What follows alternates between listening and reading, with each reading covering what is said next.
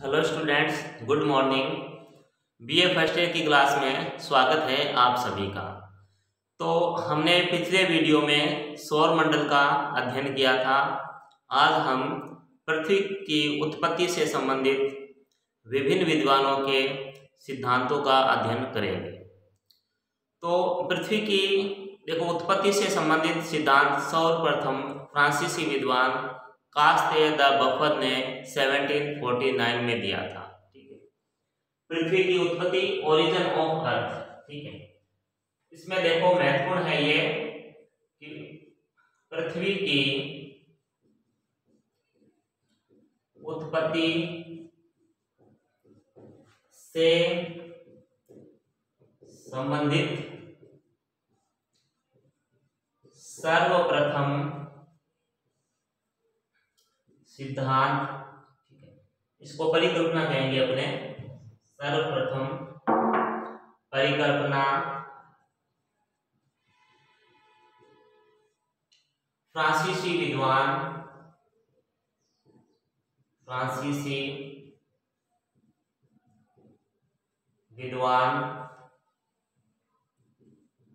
कास्ते the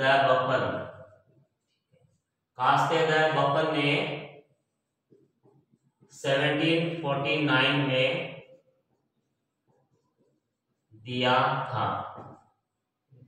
तो पृथ्वी की उत्पत्ति से संबंधित सर्वप्रथम परिकल्पना फ्रांसीसी विद्वान कास्ते द बफर ने 1749 में दी थी सबसे पहले।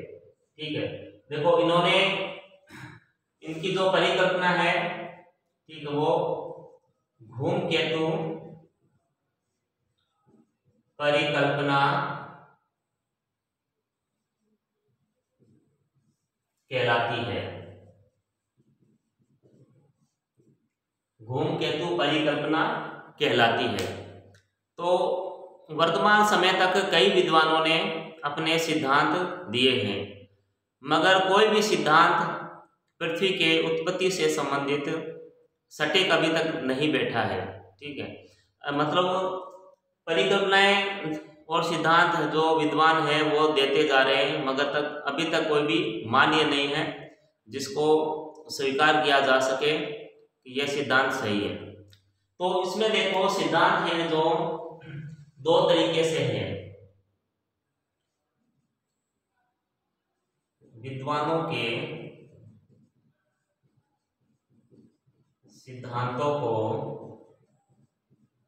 सिद्धांतों या परिकल्पना को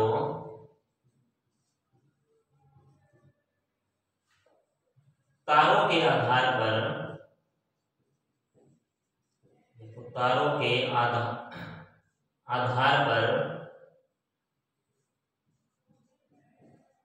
दो भागों में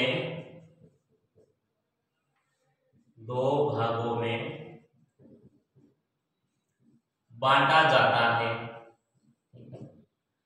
किसके आधार पर है? ये तारों के आधार पर। ठीक है, तारों के आधार पे जो परिकल्पनाएं हैं विद्वानों ने जो दी है उसे दो भागों में बांटा जाता है। पहला है अद्वैतवादी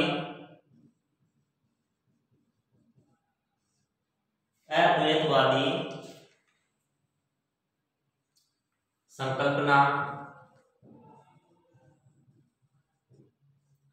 सेकंड है द्वैतवादी संकल्पना।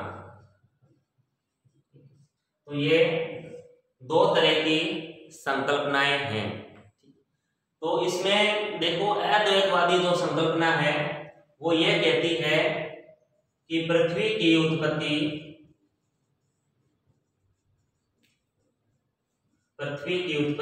एक तारे से हुई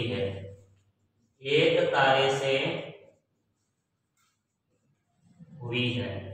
ठीक है, और जबकि जो द्वैतवादी संकल्पना है उसका यह कहना है कि पृथ्वी की उत्पत्ति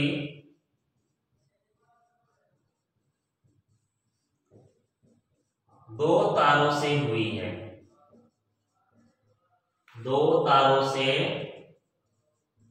हुई है। जैसे नाम से ही स्पष्ट हो जाता है, द्वैतवादी यानी दो।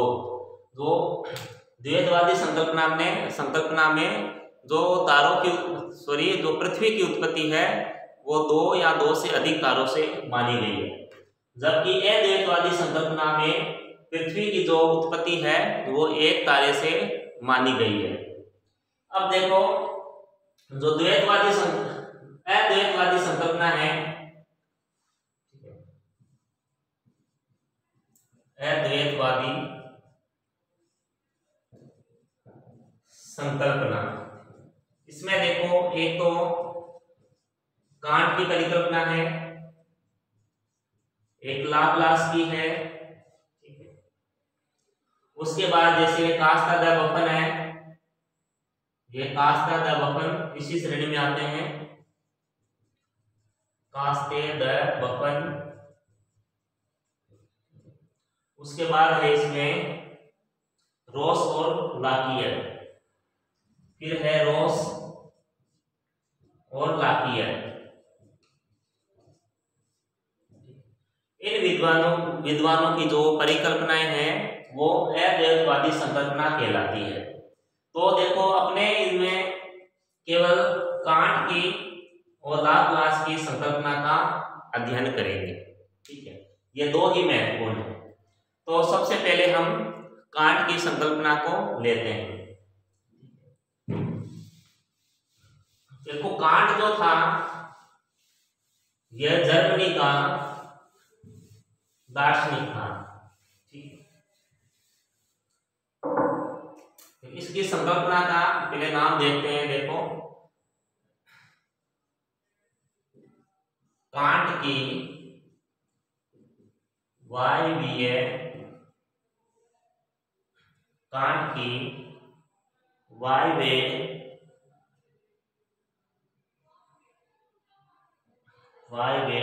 राशि परिकल्पना, राशि परिकल्पना, ठीक है। वायवीय राशि परिकल्पना, ठीक है, जिसे गैसीय हाइपोथेसिस भी कहते हैं, गैसियस हाइपोथेसिस, कांट्स गैसियस हाइपोथेसिस भी कहते हैं, ठीक है। अब देखो कांट के बारे में। कांट जो था जर्मनी का एक दार्शनिक था, जर्मनी का रहने वाला था। इसने 1755 में अपनी परिकल्पना दी थी, ठीक है।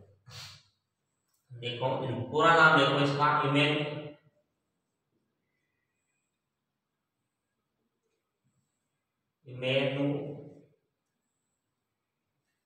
इमैनुअल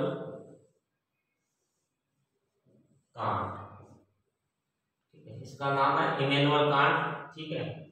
जर्मनी का दार्शनिक था ये,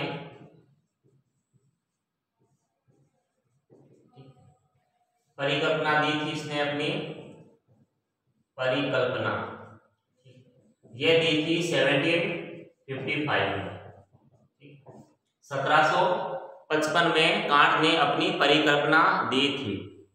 देखो, कांट ने जो परिकल्पना दी थी, इसने एक परिकल्पना की थी, एक कल्पना की थी, ठीक है।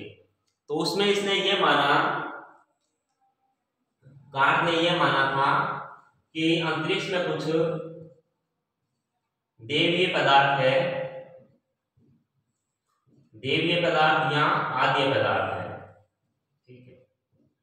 ये पदार्थ है अंतरिक्ष के अंदर, ठीक है।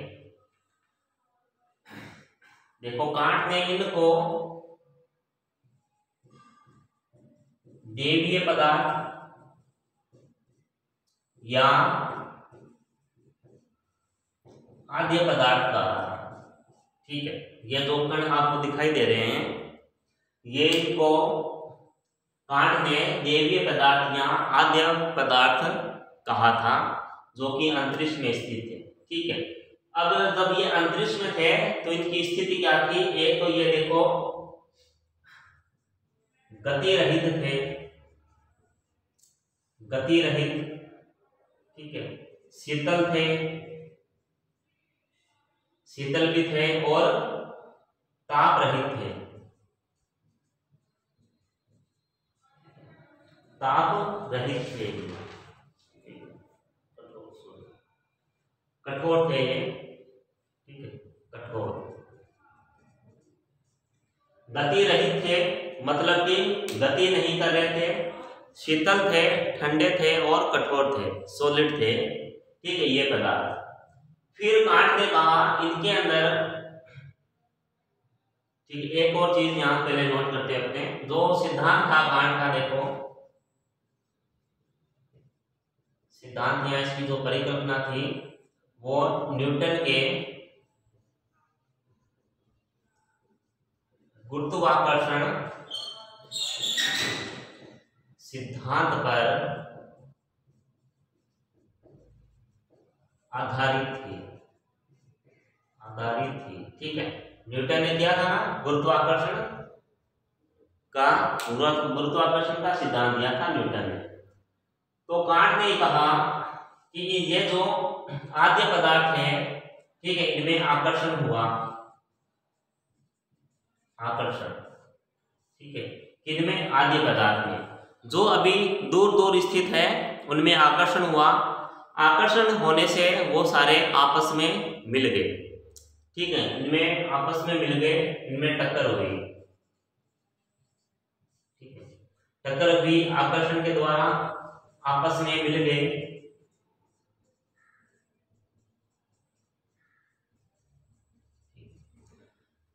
आपस में मिलने के कारण देखो इनमें तप और भ्रमण गति, ठीक है, इनमें तप और भ्रमण गति का आविर्भाव हुआ था, आविर्भाव हुआ, ठीक है। आपस में मिलने से ये एक तो तप्त हो गए और जो भ्रमण गति है, रोटेट, ये होने लगे, ठीक है। ये कांट ने यहां तक बताया था, यहां तक समझ गए होंगे। देखो अंतरिक्ष में देवीय पदार्थ यानी ईश्वर द्वारा बने पदार्थ है, जिसे कांट ने आद्य पदार्थ कहा था। ये जो आद्य पदार्थ है ये गति रहित थे, शीतल थे और कठोर थे, ठीक है। फिर इनमें क्या आपस में आकर्षण हुआ, जो दूर दूर स्थित है इनमें आपस में आकर्षण हुआ, ठीक है, आकर्षण से ये टकराए, आपस में मिले, आपस में मिलने से इनमें तप और भ्रमण गति का आविर्भाव हुआ, यानी तप और भ्रमण गति इनमें उत्पन्न हो गई, ठीक है। अब देखो तप और भ्रमण गति से ये क्या हो गए, ये एक तो गतिशील हो गए, ठीक है, गतिशील हो गए। दूसरा शीतल थे लेकिन अब क्या हो गए, तप्त हो गए। अब कठोर थे मगर वायवीय हो गए, यानी गैसीय हो गए, ठीक है। तो ये देखो वायवीय का अर्थ गैस भी होता है, यह गैसीय परिकल्पना है, यानी जो स्थिति पहले थी इन आद्य पदार्थ की वो परिवर्तित हो गई, अब वो गति इनकी नहीं रही, ठीक है। इसमें आगे देखते हैं अपने,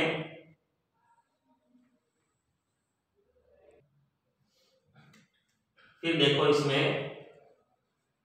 ये जो आद्य पदार्थ होता है, ठीक है, जो देखो जो आद्य पदार्थ है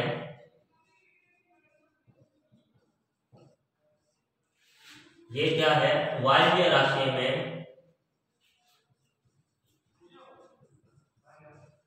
में परिवर्तित हो जाता है,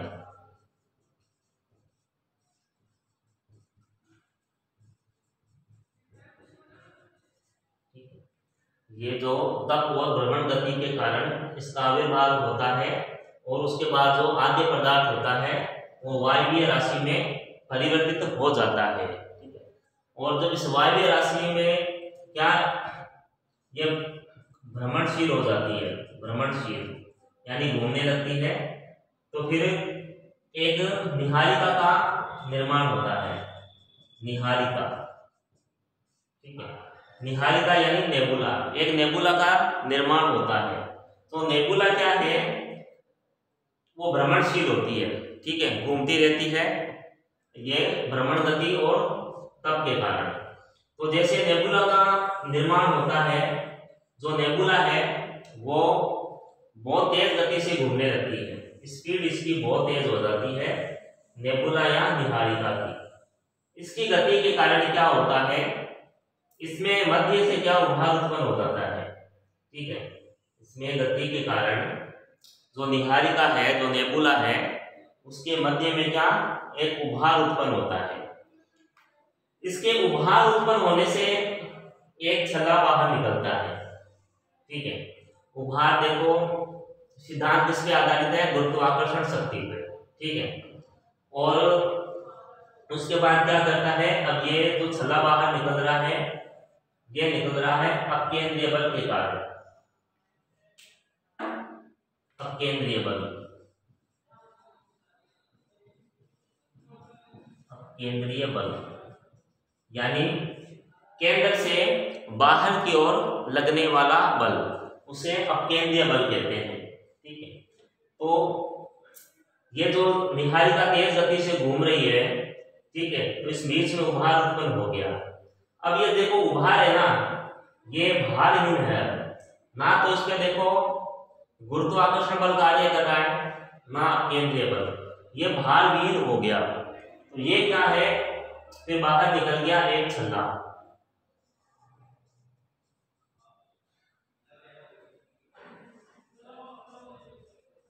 एक छल्ला बाहर निकल गया, ठीक है। ये निहारिका के मध्य भाग से एक छल्ला बाहर निकला, और इसी प्रकार से, ठीक है, 8 छल्ले बाहर निकले। एक ये हो गया, टोटल 9 छल्ले हो गए। निहारिका से 9 छल्ले बाहर निकलते हैं, बाहर निकले, ठीक है, 9 छल्ले बाहर निकले। और ये जो 9 छल्ले हैं वो क्या है, ग्रह कहलाए, ग्रह। ये 9 छल्ले ही 9 ग्रह कहलाए थे, क्योंकि उस समय तक 9 ग्रहों का ही ज्ञान था, ठीक है। उस समय तक देखो जो ग्रह थे वो प्लेटो तक थे, प्लेटो भी उस समय ग्रह था, ठीक है। लेकिन बाद में 2006 में प्लेटो को ग्रहों की श्रेणी से बाहर कर दिया गया था, ठीक है। उस समय इतना ज्ञान नहीं था उस जो विद्वान थे। तो इस तरीके से 9 छल्ले बाहर निकले और वो 9 ग्रह कहलाए, ठीक है। जो स्थिति इस नेबुला की थी वो ही इन ग्रहों की हुई, ठीक है। ग्रहों के अंदर भी क्या हुआ, यही चीज हुई, ठीक है। तो इनके भी मध्य भाग से उभार से छल्ले निकले, ग्रहों से देखो अब छल्ले निकल रहे हैं, ठीक। ग्रहों से जो छल्ले निकले, ठीक है, वो उपग्रह कहलाएंगे, उपग्रह, ठीक है, उपग्रह कहलाए। जैसे 9 छल्ले निकल गए हैं इस नेबुला से, इस निहारिका से 9 छल्ले निकल गए। इसका जो अवशिष्ट भाग है, देखो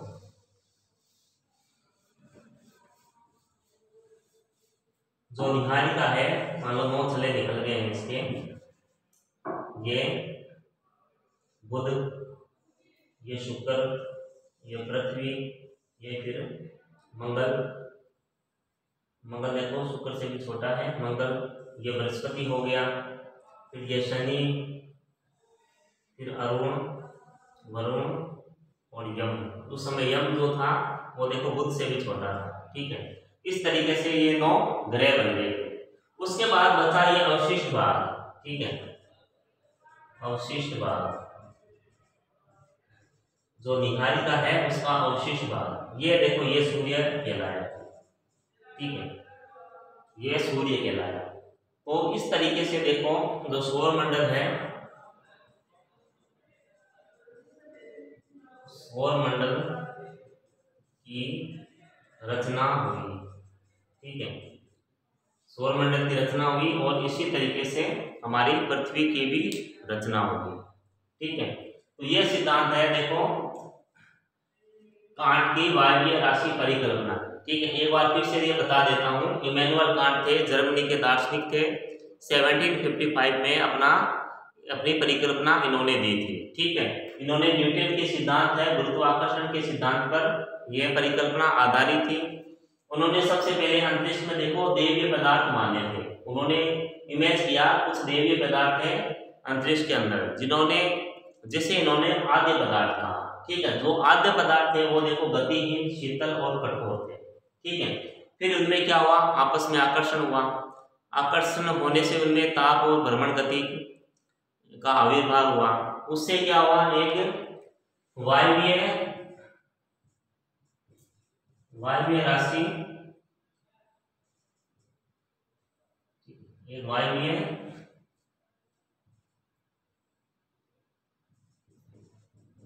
राशि की उत्पत्ति हुई। ठीक है, वायवीय राशि में यह परिवर्तन हो गया।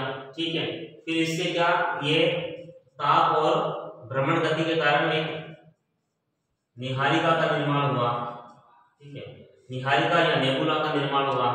तो निहारिका या नेबुला क्या है, वो बहुत तेज गति से घूमती रही। ठीक है, तेज गति में घूमने के कारण जो निहारिका थी उसके मध्य भाग में एक उभार उत्पन्न हुआ। उस उभार से क्या, छल्ले निकले, 9 छल्ले निकले, जो कि 9 ग्रह कहलाए। ठीक है, और यही जो प्रक्रिया है इन 9 ग्रहों में हुई। ठीक है, जिससे उनके उपग्रह बने। तो ये थी इसकी प्रक्रिया। अब देखो ये बुध और शुक्र के उपग्रह नहीं है। अब इनके उपग्रह क्यों नहीं है, क्योंकि ये देखो जैसे निहारिका से ये अलग हुए, तो जो बुध है वो देखो सबसे पहले अलग हुआ। तो सबसे पहले अलग हुआ तो ये जल्दी ठंडा हो गया था, ये ठंडा हो गया था। ठीक है, उसके बाद ये जो शुक्र है वो भी पास का ग्रह है, ये भी जल्दी कुछ ठंडा हो गया था। ठीक है, दूसरा एक कारण ये भी है जो आपको बताया था मैंने, आंतरिक ग्रह और बाह्य ग्रह। ठीक है, देखो जो आंतरिक ग्रह है वो भारी पदार्थों से बने हैं।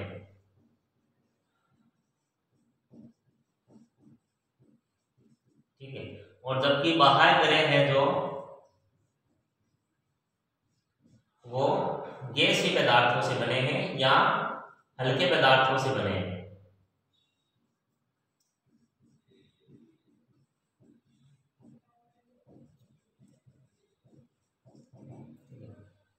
तो इस कारण से ये बुध, शुक्र, पृथ्वी और मंगल, ये है आंतरिक ग्रह है, ये भारी पदार्थों से बने हुए हैं।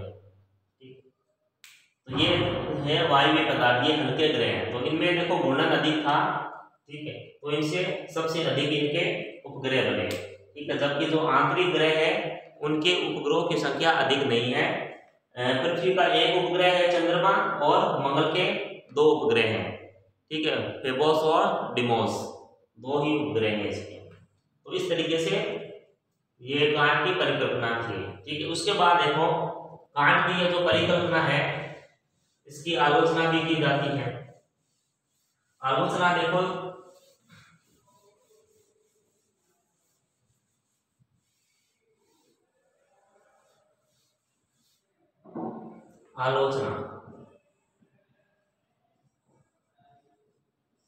आलोचना में देखो पहला बिंदु देखते हैं इसकी।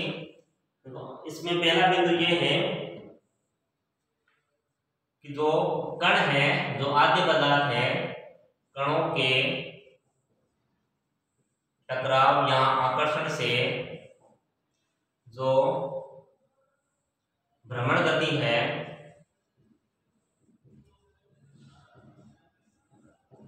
भ्रमण गति पर कोई प्रभाव नहीं पड़ता है।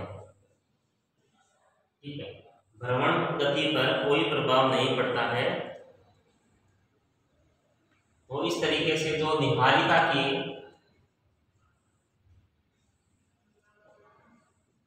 निरंतर गति वृद्धि है त्रुटिपूर्ण है। निहारिका की जो निरंतर गति बढ़ती है, जैसे कांट ने कहा था जो निहारिका है तीव्र गति से घूमती है, तो वो त्रुटिपूर्ण है, ऐसा नहीं होता है।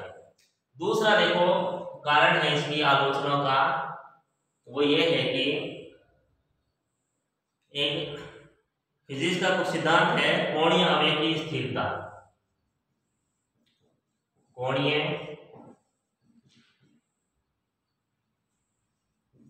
आवेग की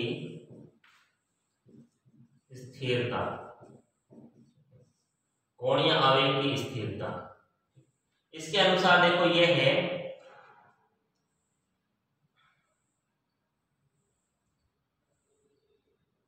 कि जो निहारिका का आकार बढ़ता है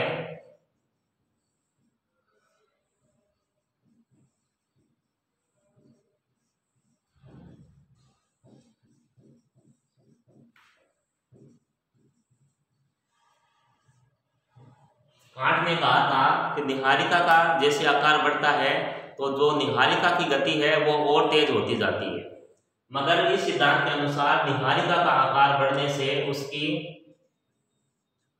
गति नहीं बढ़ती है। ठीक है, जो निहारिका का जो आकार है उसके बढ़ने से निहारिका की गति नहीं बढ़ती है। ठीक है, अगर देखो अगर निहारिका का आकार बढ़ता है तो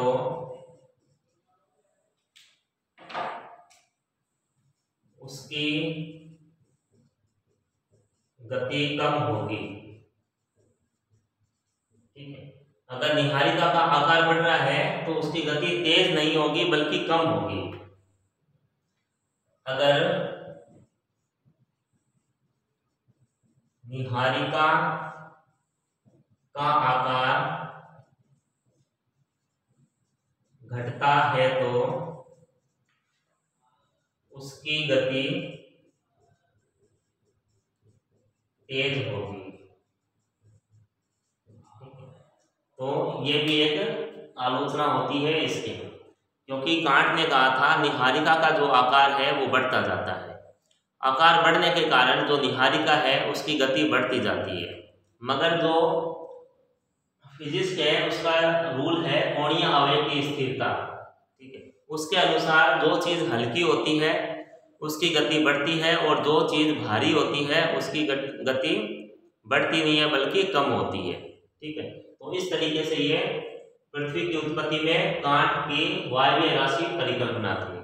ठीक है, अगर समझ में नहीं आया है तो आप क्वेश्चन कर सकते हो कमेंट्स बॉक्स में।